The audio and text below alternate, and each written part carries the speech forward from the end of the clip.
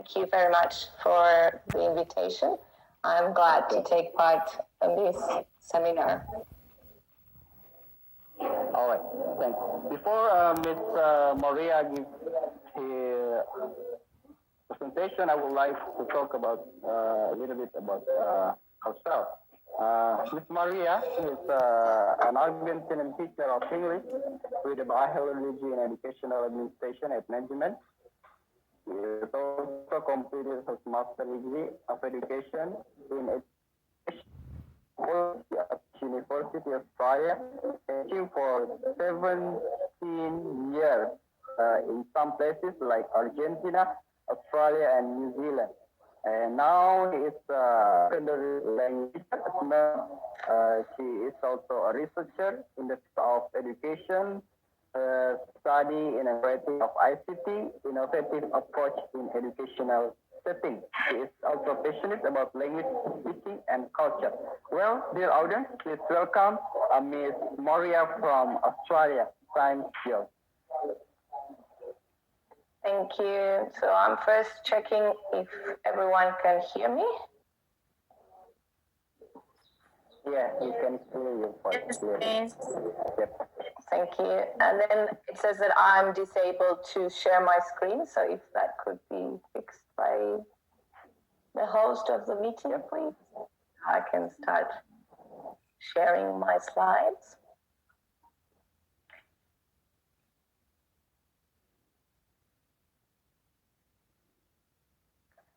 So in the meantime, I will like to say thank you for having me here. Thank you for this invitation to the seminar. I am glad to be here. And I think due to this global pandemic, as teachers, we had to reinvent ourselves. And one of the, I would say, the disadvantages of these was that we had been asked to isolate ourselves in our homes. But one good thing is that people try to find ways of connecting to other people. And thanks to IT, we are able to connect with people around the globe. So last week, I had the chance to share a seminar with some colleagues in Spain. And this week, I'm sharing this seminar with you in Indonesia. So I feel that that's a great opportunity that I have. So thanks for having me here. So I would start with a brief introduction about myself. Well, Sabah has just read a little bit of my biography. So as you can tell, I am an English teacher from Argentina. And I moved to Australia 3 years ago. And I have been teaching here in Australia for 3 years. I have been a language teacher for 16 years. And I am very passionate about this. I've had the chance to teach in Argentina, New Zealand, and Australia. So students from different backgrounds. So what I found was that it was a great opportunity for me to see how people from different cultural backgrounds learn. I am currently teaching at a secondary school in Melbourne, and one of the subjects I teach is Spanish. So basically, that's a brief introduction about me. And moving on, I would like to discuss or refer to the topic of the seminar, which is the role of language and culture in education. So as my colleagues have presented before, this is a very wide topic and a very important topic in language education and language teaching, how to incorporate culture in the process of language teaching. But what do we mean when we say this? I'm sure the speech is nice and all teachers or all language teachers would agree that there's an important role that language and culture in education play. But I thought of it in a way of having two perspectives or two different points of views. So the first one would be taking into account that the students should also learn about the culture of the speakers of the language they are learning. So this has been discussed a lot by my colleagues. when they were presenting. So when we are learning a second language, it is important to teach them the culture of the speakers of that language, or the culture of the countries where that language is spoken. So that's my first perspective, and I will talk a little bit about this later. And then there's a second way of seeing culture and language teaching, and would be through the perspective that teachers should take into account the cultural background of the students who are learning a second language. And this is something that we see a lot in the Australian context at the moment, because Australia is a multicultural country. So we have students in our classrooms that come from diverse cultural backgrounds. So that's something that the teacher needs to take into account when teaching a language. So to make things a little bit more interactive, I've shared this link to my Padlet wall in the chat, in the meeting chat, so you have access to that link. So I want to invite you to share your thoughts and experiences. Another thing that we as teachers have learned during remote learning is that it is very important to work with our colleagues and to exchange our experience, thoughts, and teaching practices. So I have created this Padlet wall. I'm going to ask you to click on the link and then share your thoughts and experiences with everyone else. So I'm asking you to share some practical ideas on how you think we could bring culture into our language classrooms.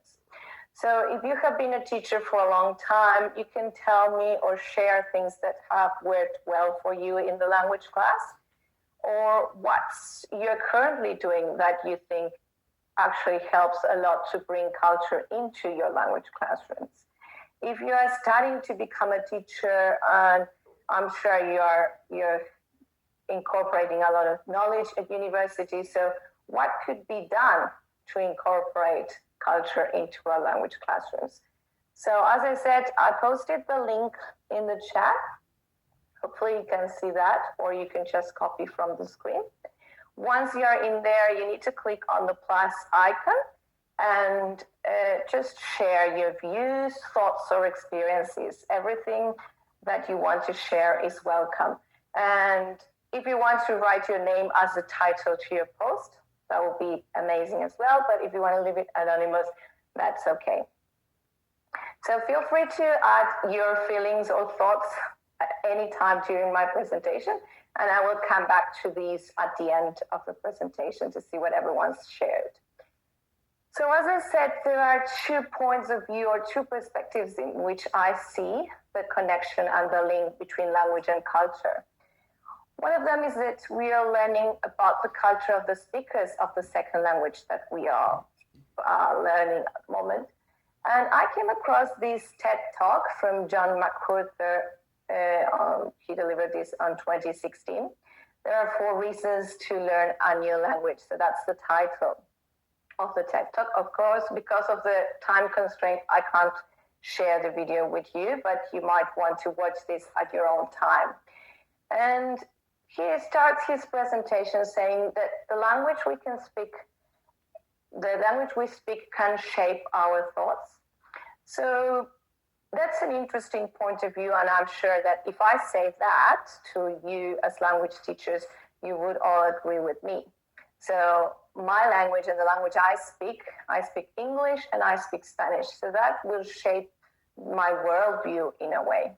But John McWhorter, in his presentation, he gives some examples of English language speakers. And he starts by sharing a photo of Bono, the U2 singer. And then he shares a photo of Donald Trump, the US president. And finally, he shares a photo of Kim Kardashian, one of US celebrities you might have heard of.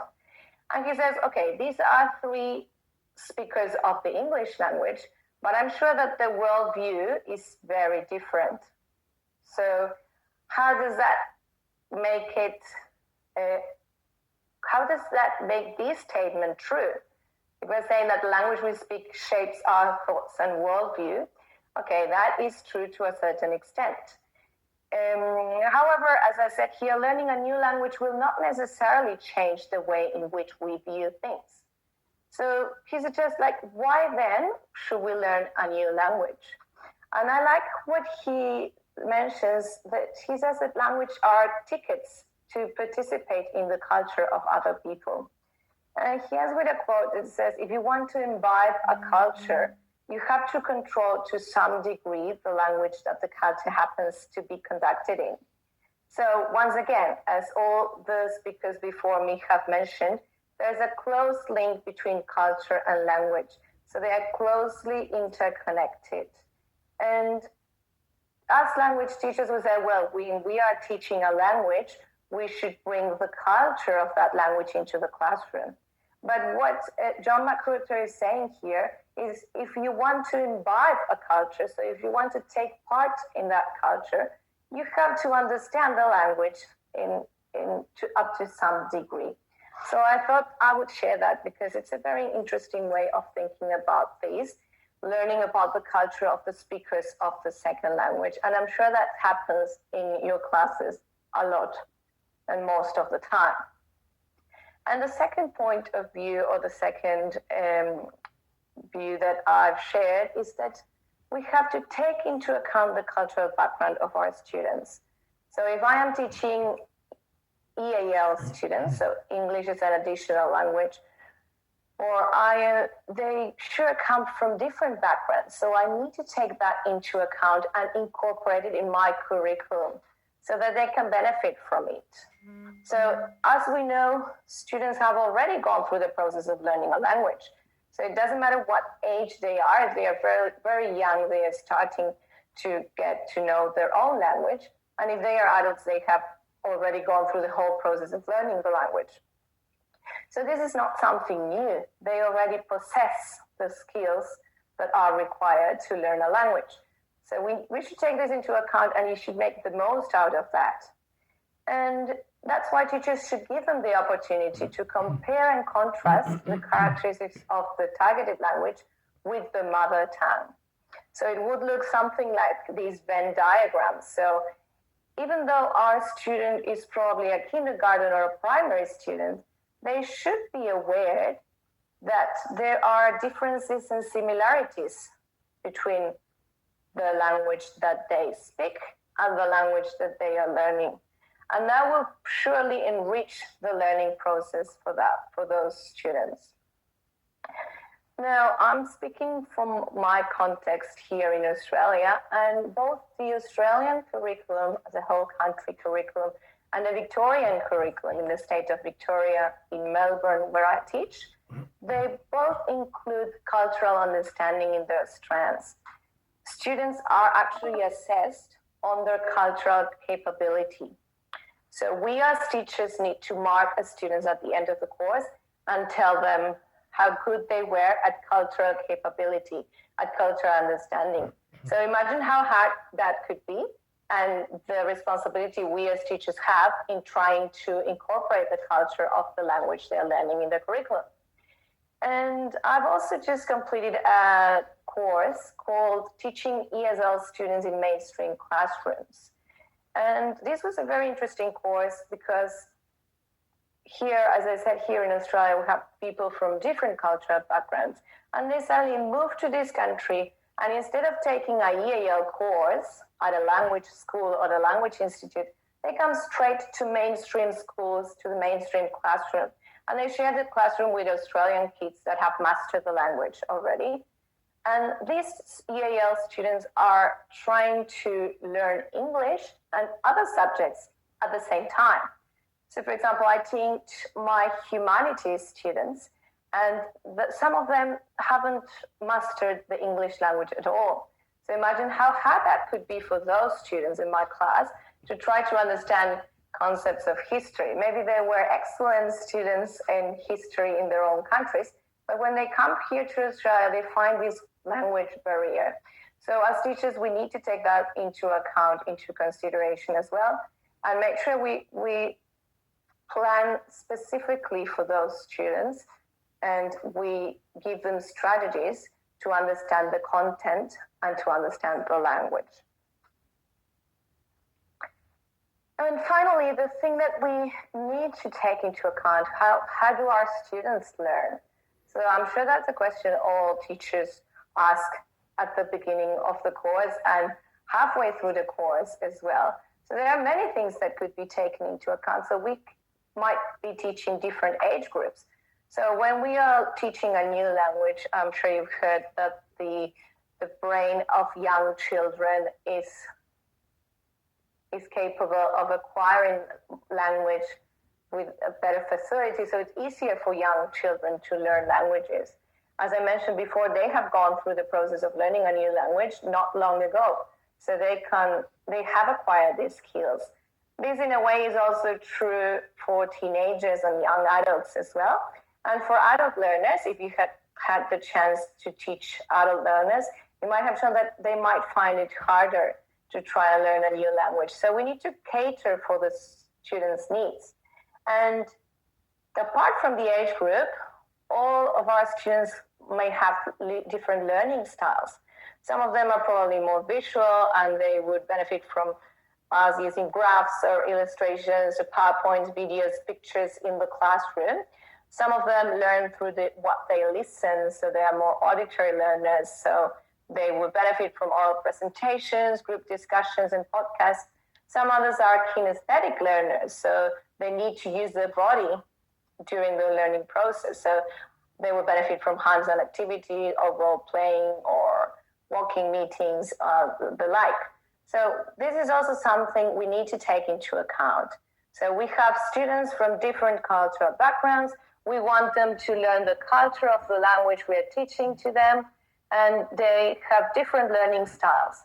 So as teachers, that's a huge responsibility for us that we need to cater for the needs of our students, and we need to try and embed all these in their curriculum and when we plan our lessons. And I'm going to share Emma's story with you. Emma is my 6-year-old daughter. When we moved to Australia, she was 3. We come from Argentina, which is a Spanish-speaking country. So Emma, by the time when we moved here, she could only speak Spanish. She had learned some English words at kindergarten, such as numbers, colors, and the like, but she was only 3, so her proficiency in English was not yet there. Now, when we moved here, Emma started attending childcare, and at first she was very happy because she spent the day with other kids, and she could play in the childcare. But one day she started to realize that there was a language barrier. She couldn't communicate to others. So if she was playing with other kids, she couldn't communicate through language. The same, she couldn't express her feelings or her thoughts to her teachers. So she became frustrated about this, and she started losing interest in childcare. She didn't want to attend childcare. But suddenly, one day, my husband picked her up, and it's like something inside her clicked, and she started speaking English fluently. So it was not a step-by-step process. So that's what we saw from the outside. We just saw that she couldn't speak a word in English. And from one day to the other, she started speaking fluently. Now she's a proficient speaker of English, and she's better than mom and dad, of course, because she has been immersed in the context of an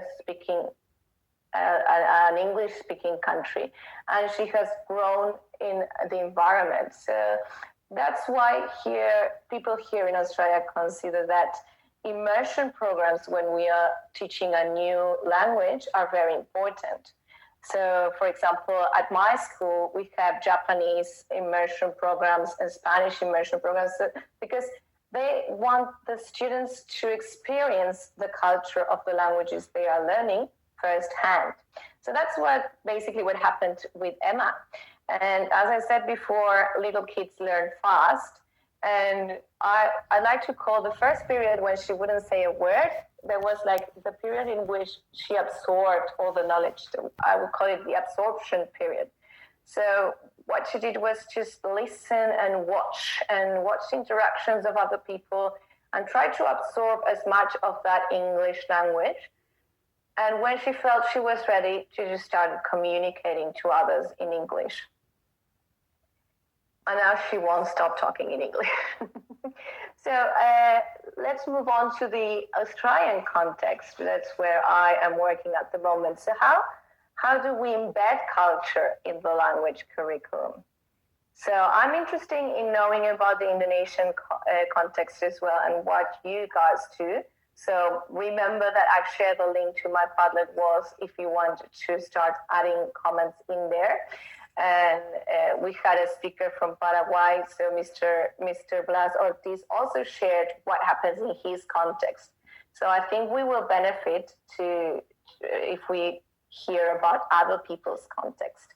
So in Australia, the Australia curriculum pays a lot of attention to EAL learners and the way in which they learn and how we can better teach them. So apologies in advance for the next few slides because there are many words in there, but I just wanted to copy exactly what I found in the Australian curriculum website. As you know, Australia is a culturally and linguistically diverse nation, and today Australian students come from more than 2,000 different ethnic backgrounds. So there are many students for whom English is an additional language or a dialect accessing the Australian curriculum. Actually, my daughter Emma at school, she's in year 1, and she has a lot of kids that come from Indonesian families. Across Australia, around 25% of primary and secondary school students learn English as an additional language. And in some schools, these figures can be as high as 90%.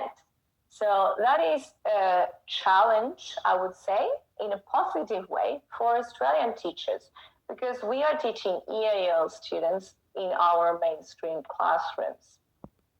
So we need to take that into account. So what the Australian curriculum considers important is to develop a personalized learning plan for our EAL students. So our student who comes from Asia or any country in Asia would probably learn in a different way than other who comes from South America, for example, or from another country in Europe. So they think that there are points that should be considered when we are developing these personalized learning plans. So the students need to learn English. They also need to learn through English, and they also need to learn about English. So in this third point, you can see how indirectly the culture of the English language should be embedded. So the student is learning about the English language. And their experiences, understanding, and expectations may be different from those that are assumed to be common knowledge. So for people in Australia, something that will be familiar or everyday might not be the same to what an EAL student considers an everyday thing or a normal context, because it depends on the social and cultural context. So here again, once more, how it is so important to embed culture in the curriculum when we are teaching a foreign language. So it is important to check whether these EAL students possess the everyday and the real life knowledge assumed. So we take a lot of things for granted that shouldn't be taken for granted in a language class and when we are teaching students from different backgrounds and cultures. And the Australian curriculum also relates to these important, when we talked about these 2 points of views, they also think it is important to acknowledge the culture of the student and the cultural background. So as I already shared with you, students are already language learners in at least one other language. Some of our students can speak 1, 2, or 3 languages already, and they are trying to learn English as well. So it's important for them to maintain their home language, and because that will be important for their English language learning as well, and for the preservation and development of the cultural identities and the cultural identities and family relationships. So again, the importance of taking into account the cultural background of the students, where the students are coming from. So, and to finish, I would like to share a little bit of what the Victorian curriculum looked like here in Australia. So this is a curriculum that is taught in Victorian schools, the state of Victoria, and Melbourne is part of the state. So basically, they have a strand that is cultural and plurilingual awareness. If you take a look at this one, it says transfer knowledge of spoken discourse patterns from home language to English with some issues of cultural appropriateness. So this is the EAL scope and sequence at the very bottom. So as a beginner, let's say, to the English language. So that means that the student can make relationships through their own language, but they have knowledge of the patterns of English. So that's, again, interrelated, their own mother tongue with the English language. And cultural appropriateness. What was mentioned before by some of the speakers, I think Associate Professor Cynthia spoke about this. What is culturally appropriate in some countries or for some language speakers is not appropriate for some other countries. So this is what we want to make a student realize, make aware. They need to be aware of this cultural appropriateness. Then moving forward, if you take a look, the cultural and plurilingual awareness still appears in the curriculum. And here I've highlighted the use of home language resources to support understanding of classroom English. So if a student has attended school at their own country, they should be able to understand, because of the classroom context, some of their vocabulary. Even though it's a new language for them, they should be able to understand because they bring that knowledge with them. And use of home language resources to develop English.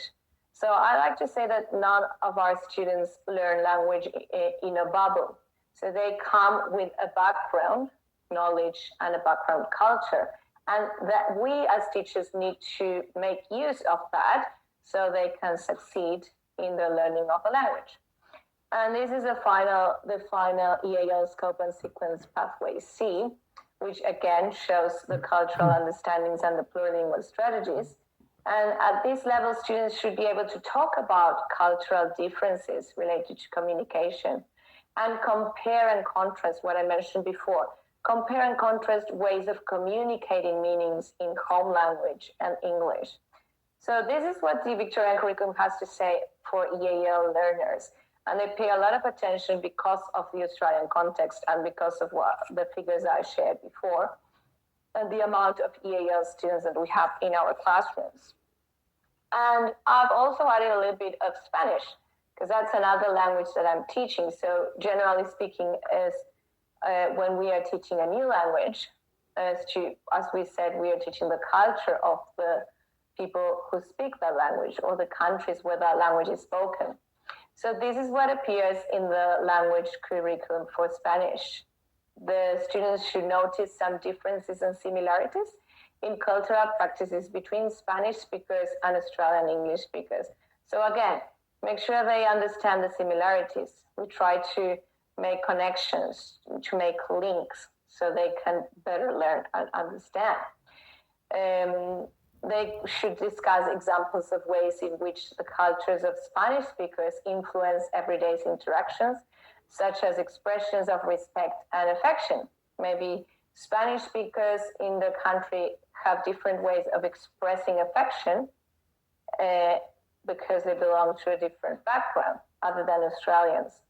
So that's something that students should understand, and what might be correct here might not be correct in another country, and the other way around. And finally, that students should also reflect on their own language they use at home, at school, and in the community. Consider how this may be interpreted by young Spanish speakers. So this is how the language curriculum look like in regards to the cultural consideration and cultural understanding. And that's pretty similar for all other languages, such as Japanese. Indonesian is also a huge language that is taught here in Australia. And again, the culture is embedded in the curriculum. So I'm coming to an end of my presentation. So I would like to see if I can access our Padlet wall. If you haven't had a chance to add your responses here, just make sure you have a go at adding responses here. Let me see. I'm going to try and share my screen with everyone. So again, if you click on the link, feel free to add your responses. Right. I don't see a lot at the moment, but I'm going to share what someone has suggested. Maybe role-playing could be a good way of bringing the culture into a language classroom. So recreate a unique cultural situation in the classroom so students can relate to that situation and therefore understand the language used. Yes, exactly. As Professor Cynthia has mentioned before, role play is probably one of the techniques that language teachers use a lot, because that helps the student to immerse in a world that it's not the current situation or the current world, and try to pretend they are other people, or they are people from that country, or they are speakers from that language. So thanks for sharing these. I'll give you guys a minute to share your thoughts.